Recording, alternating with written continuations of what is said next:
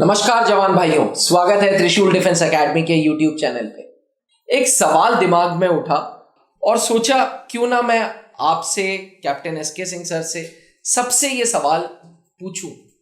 सवाल कुछ यूं है, जब ब्रिटिश रूल्ड इंडिया होता था तो बहुत बड़ा स्ट्रक्चरल डिफरेंस होता था आर्मी में अफसरों और जवानों के बीच में।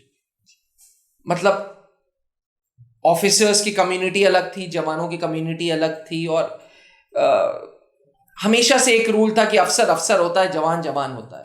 बट धीरे धीरे जैसे जैसे देश आज़ाद हुआ, इंडियन आर्मी में नए रूल्स बनते गए और आज के ज़माने में ऑफिसर सिर्फ अपने जवान की, अपनी यूनिट की, अपनी बटालियन की बात करता है। अपने परिवार से पहले अपने जवान भाइयों की बात करता है, अपने बच्चों से पहले अपने जवान भाइयों के बारे में बात करते हैं। चाहे शहीद कैप्टन विक्रम बत्रा जी का कोई इंटरव्यू हो, किसी भी अच्छे अधिकारी का, अच्छे ऑफिसर का इंटरव्यू सुनता हूं तो वो सिर्फ अपनी यूनिट, अपने जवान भाइयों के बारे में बात करते हैं। जी बिल्कुल सर। इंडियन आर्मी बहुत कुछ कर भी रहा है जवानों को अफसर बनाने के लिए, ऐसा पेपर पे है। अब मुझे यह जानना है कि क्या ये हकीकत में है? क्या सर्विसेज सिलेक्शन बोर्ड में जो एसेसर्स बैठे हैं वो एसीसी कमीशन में, पीसीएसएल कमीशन में, एससीओ एंट्री में जो कैंडिडेट आ रहा है उसको ऑफिसर की नजर में देख रहे हैं, उसको इक्वल चांस मिल रहा है, उसको फेयर चांस मिल रहा है? Sir, no doubts policies are there, है ना सर? सरकार बहुत सारी पॉलिसीज बना रहा है। मैं कोई एंटी गवर्नमेंट बात नहीं कर रहा हूं आपसे, बट मैं जानना चाहता हूं कि सर्विसेज सिलेक्शन बोर्ड में जो एसेसर्स बैठे हुए हैं, जब एक सर्विस एंट्री का कैंडिडेट आ रहा है तो उसको, या उनको कह लूं, उनको ऑफिसर की नजर से देख रहे, पर्सपेक्टिव कि ये कैंडिडेट एक अच्छा अफसर बन सकता है, इस नजर से देख रहे हैं? जी हाँ, बिल्कुल देख रहे हैं। इसमें कोई दो राय बात नहीं है सर, बिल्कुल। आप कैसे कह सकते हैं इस बात को? देखिए, मतलब मैं अगर आपसे प्रूफ के तौर पे मांगूं हाँ, तो बिल्कुल दो तीन चीजें आपको मैं बहुत क्लियर करूं जी। कि अगर आप एसीसी के रिजल्ट को उठा करके देखें सर जी, तो उसमें मेरिट लिस्ट बन रही है अभी,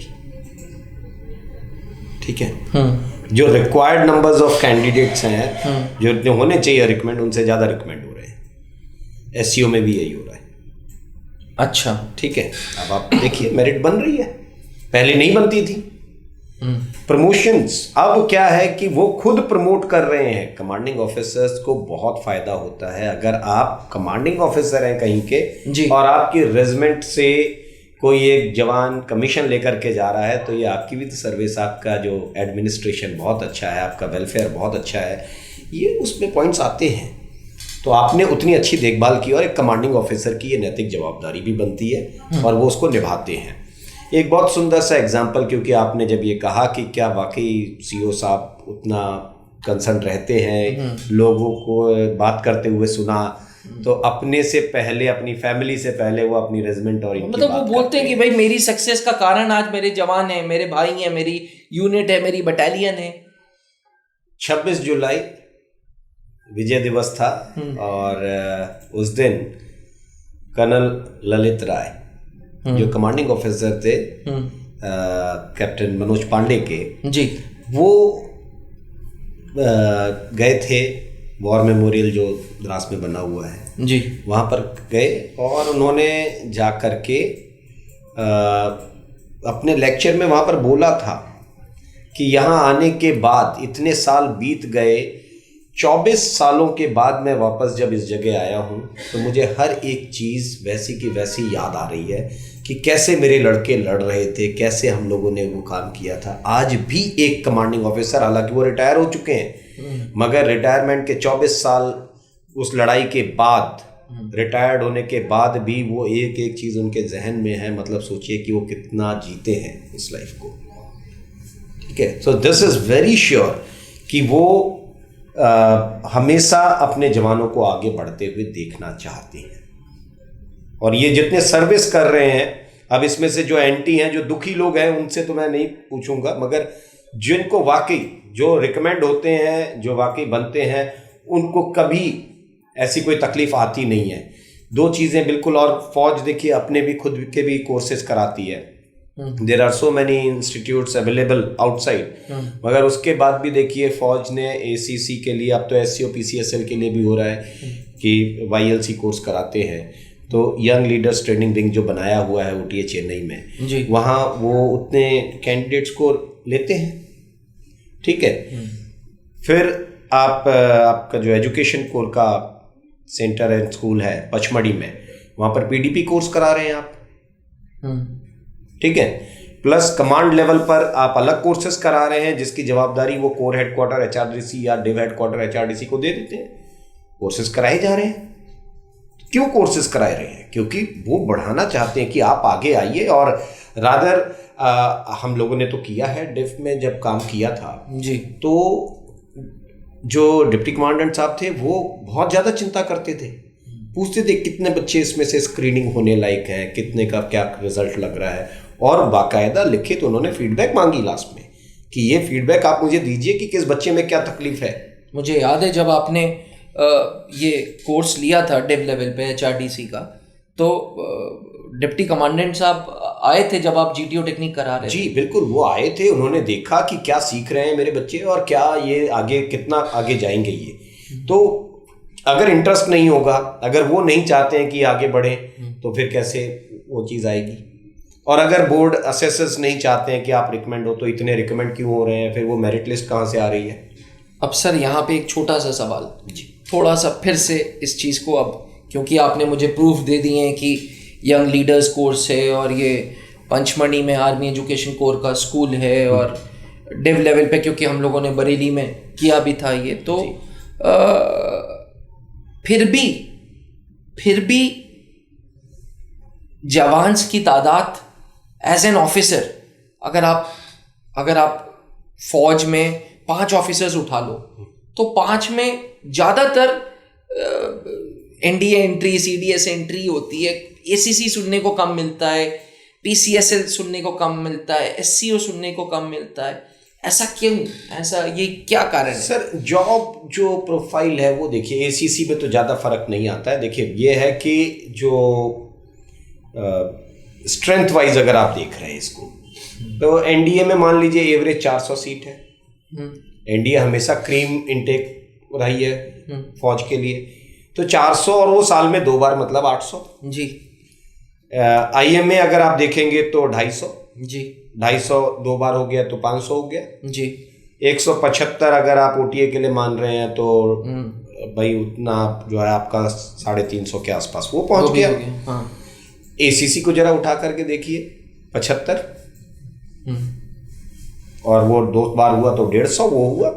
अब पूरी सर्विस एंट्री को उठा करके देखिए, SCO 100 50-50 2, PCSL 100 50-50 नहीं 100 जी, एक ही बार आता है 100 जी। तो 100 वो 100 ये 200 प्लस आपका 150, 350 तो ये भी गए हैं साल में सर। तो हम ये नहीं कहते कि बड़ा डिफरेंस है, जायज़ बात है, लेकिन अपॉर्चुनिटी पूरी दी गई है। 350 वैकेंसी, 350 जवान अगर अपनी लाइफ ट्रांसफॉर्म कर रहे हैं हर साल, AMC-NT छोड़ दे रहे हैं अभी, क्योंकि वो तो चलो फ्लक्चुएट होती रहती है वैकेंसी, ठीक है, मगर उतनी वैकेंसीज तो बहुत है सर। एक इसी पे, सॉरी थोड़ा वीडियो भी बड़ा हो सकता है, बट ये जवान भाइयों के लिए बड़ा अहम सवाल है। An officer is an officer, है ना, वो वर्दी पहने हुए हैं, लेफ्टिनेंट साहब है, कैप्टन साहब है, मेजर साहब है। कोई आर्मी में ऐसा भेदभाव है कि यार ये तो सर्विस एंट्री से आया है, ये NDA से आया, मतलब आपके टेन्योर में कभी ऐसा आपको लगा? नहीं, ऐसा कभी कुछ नहीं होता है सर। ऐसा नहीं देखने को मिलता है। फौज हमेशा उस चीज़ को बना के रखती है कि it is like a family. Then कोई भी एक रेजिमेंट है वो एक फैमिली की तरीके से काम करती है। तो ऐसा नहीं है कि कोई इंडिविजुअल अपने लिए जीना शुरू कर देगा वहाँ पर, ये है ही नहीं, कोई नहीं कर सकता है। और फिर एक और चीज़ देखिए कि इनको प्रोत्साहित करने वाले बहुत लोग होते हैं वहाँ पर। रादर जो यंग ऑफिसर्स होते हैं, कमांडिंग ऑफिसर्स, कई तो रेजिमेंट्स ऐसी हैं जो बोल के भरवाते हैं फॉर्म, तुम एप्लीकेशन भरो, I can give you 2-3 examples जहाँ पर मुझे फ़ोन करके इन्होंने कहा कि मुझे एसईओ कमीशन के लिए जाना है। मैंने अच्छा बोल रहा था, पोटेंशियल ठीक था, मैंने कहा कि why you had not tried earlier. Ji.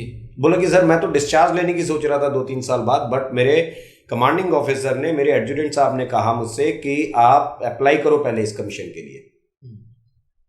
Sir ये तो पॉजिटिव है ना, है चिंता है उनको बिल्कुल कि आप बने। अग्रीड। अब आपकी बातों से मैं पूरी तरीके से सहमत हूँ सर। आपका मैंने हमेशा से देखा, यू हैव अ स्पेशल रुझान है आपका सर्विस एंट्री की तरफ।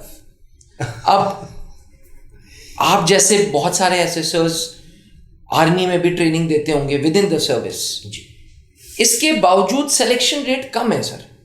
मतलब ठीक है, सिलेक्शन रेट अगर कम है तो उसकी वजह बहुत क्लियर है सर। देखिए कोर्सेज कराए जा रहे हैं जी, लेकिन सभी ऑर्गेनाइजेशंस की कुछ लिमिट्स होती हैं। वो लिमिट्स खुल करके नहीं बताई जा सकती, बट वो लिमिट्स हैं, उसमें ही काम करना है उनको, ठीक है।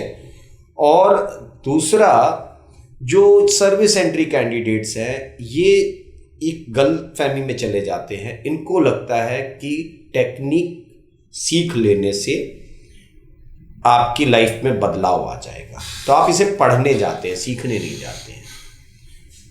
Instead of working on your personality जी, instead of changing your lifestyle, instead of working on your interpersonal skills जी, ये क्या चाहते हैं कि हर एक चीज, ये सब काम भी, जो बुनियादी काम जो मुझे करने चाहिए, जो असेंशियल पर्सनल स्किल्स हैं जिस पर मुझे खुद काम कर लेना चाहिए, उस पर भी कोई दूसरा काम करे। प्रॉब्लम ये है, तो आप काम नहीं करते उतना, आप उसको एक कोर्स मान लेते हैं। क्योंकि सभी सर्विस एंट्री को मालूम है, हर प्रमोशन से पहले आप कैडर करने जाते हैं, तो वो कैडर एक लिमिटेड टाइम का होता है, उसके बाद प्रमोशन मिल गया।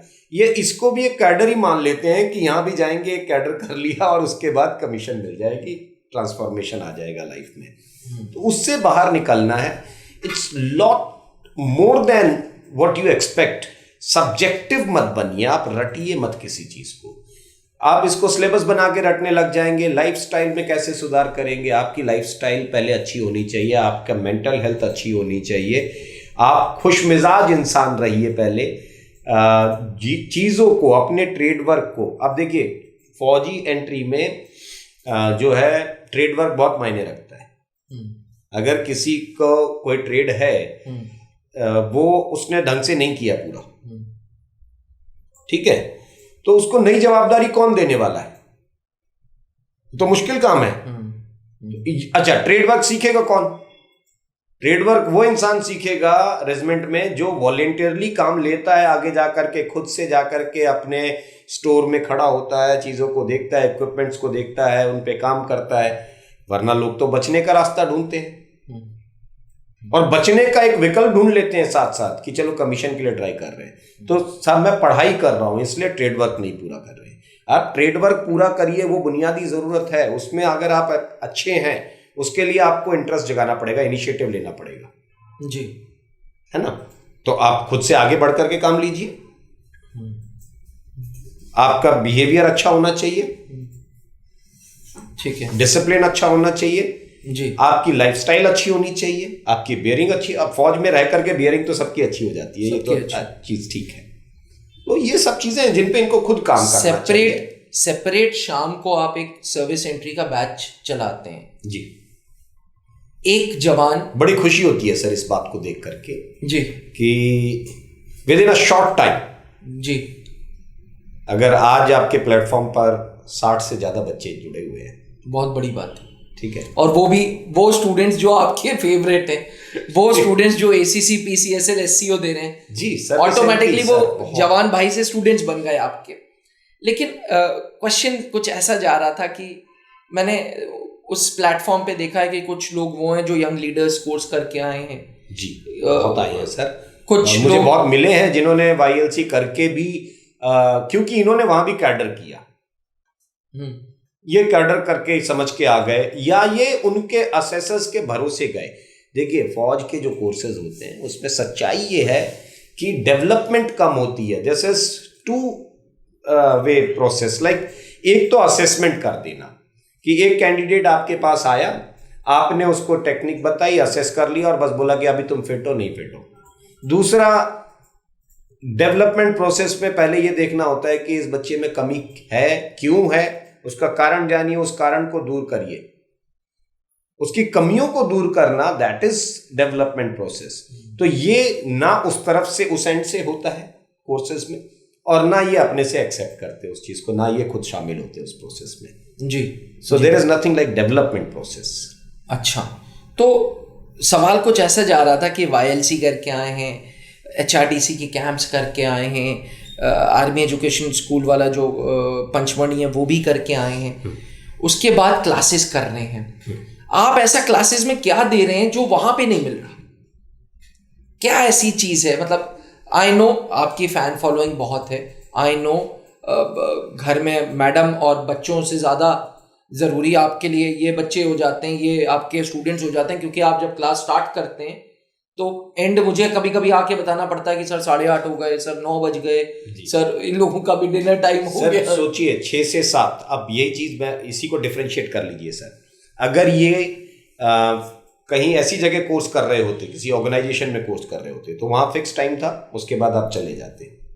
बट यहाँ क्या होता है कि हम 6 से 7 क्लास बोलते हैं, अरे कभी 7 बजे नहीं, 7 बजे कभी खत्म नहीं हुई क्लास, और रादर 7:30 8 बजे के बाद फिर जब डाउट्स आने शुरू होते हैं तो मुझे बहुत मजा आता है कि यार इस व्यक्ति में बदलने की कितनी इच्छा है। जब कोई आपसे सवाल पूछता है जी, ये डिस्कशन, जो मैं हमेशा बोलता हूँ कि SSB is not a subject to study, it is a thing to be discussed. There are 3 important parts ji, discussion, understanding and implementation. ये चर्चा का विषय है, हम 2 लोग बात करें तो अब मेरी और आपकी बातचीत हो, उस बातचीत को आप सही ढंग से समझ पाए, उसको समझ गए अगर आप, तो उसको इंप्लीमेंट कैसे करना है। अगर इंप्लीमेंट करते टाइम आप नहीं दिखाई दिए तो फिर गड़बड़ है। मैंने आज तक कभी किसी स्टूडेंट को कहानी नहीं बताई, कभी सेंटेंस नहीं बताया, कुछ नहीं। मैं बोलता हूं कि उल्टी सीधे जो लिखी है पहले आप बोलो। आपका दिमाग, आपके दिमाग में चल के आ रहा है, प्लॉट क्या है आपके दिमाग में, वो प्लॉट पहले समझूं मैं, और उस प्लॉट के हिसाब से फिर उस कहानी को मैं मॉडिफाई कराता हूं उसी से, कि भाई इसकी जगह ऐसा करते तो क्या होता, हाँ हो सकता है, तो he himself make changes into that. Continuous learning process चल रही है सर, उसी को करने दीजिए ना।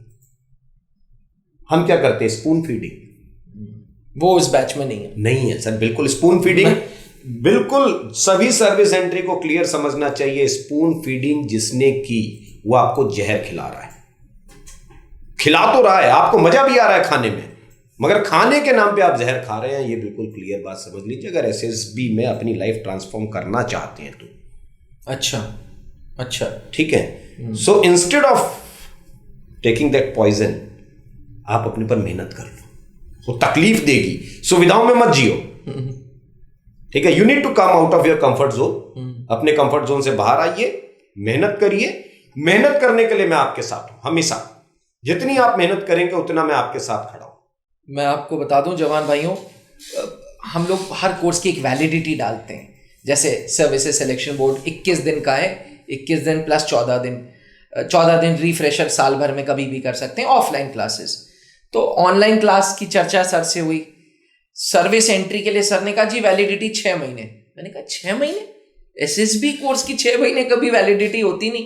कहते नहीं सर, वैलिडिटी जवान भाइयों के लिए 6 महीने, और 6 महीने के बाद कभी भी उसको ऑफलाइन आना हो तो वो फीस भी डिडक्ट कर देंगे हम। तो मतलब सर इज 1% जो मैं इन पर्सन देखता हूं कि वो बहुत पुश करते हैं सर्विस वालों को कि भाई तुम्हें अफसर बनना है, तुम्हें अफसर बनना है, तुम्हें अफसर बनना है, which is a very great thing. इसीलिए आज इस पूरा वीडियो का आइडिया ही ऐसे ही आया कि क्या सच में जवानों को अफसर बनने का मौका मिलता है फौज में, और सर ने ये जवाब दे के आज सारी डाउट्स क्लियर किए। बड़ा अच्छा लगता है। मैं आपको बताऊं कि जैसे हवलदार सतीश जब रिकमेंड हुआ, तबीयत ठीक नहीं थी उसकी बेचारे की जी, ठीक है, तबीयत खराब होने के बाद भी वो मिलने आया, ठीक है।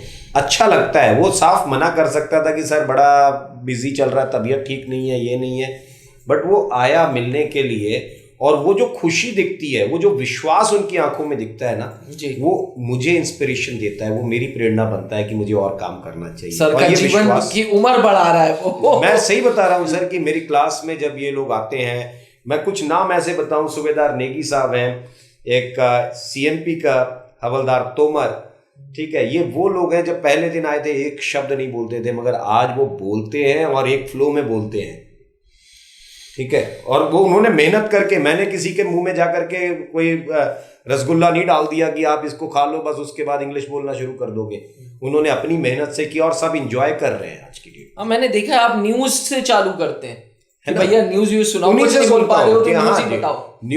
आप न्यूज बताओगे, आप अपना स्टोरी लिख करके आए हो, नैरेट करोगे, पहले मैं आपको सुनूंगा, मैं अपना प्रवचन देना शुरू कर दूं पहले से, तो फिर तो वही हो गया ना कि आप पढ़ने आए हैं, मैंने अपना प्रवचन बांट दिया आपको, बात खत्म होगी। तब सीखे क्या?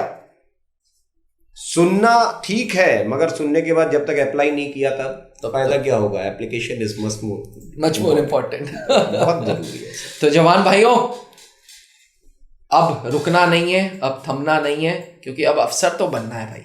ACC entry, PCSL, SCO, PCSL sir सब मान लीजिए जनवरी के बाद शुरू हो रहा है। ये ट्रांसफॉर्मेशन आपकी लाइफ में अब आने वाली है। अब फालतू बैठ करके या अब सोचना कि अभी थोड़ा और टाइम वेट कर लें कि जनवरी से करेंगे, अरे भाई क्यों? ऑनलाइन क्लासेस हैं आप, और उसकी वैलिडिटी 6 महीने है। और सर ने जो सबसे अच्छा फीचर रखा है कि कभी भी ऑनलाइन से ऑफलाइन कन्वर्ट हो जाओ जब छुट्टी मिले, 6 महीने बाद, 8 महीने बाद, 10 महीने बाद, जब छुट्टी मिले वो फीस ऑफलाइन से माइनस हो जाएगी।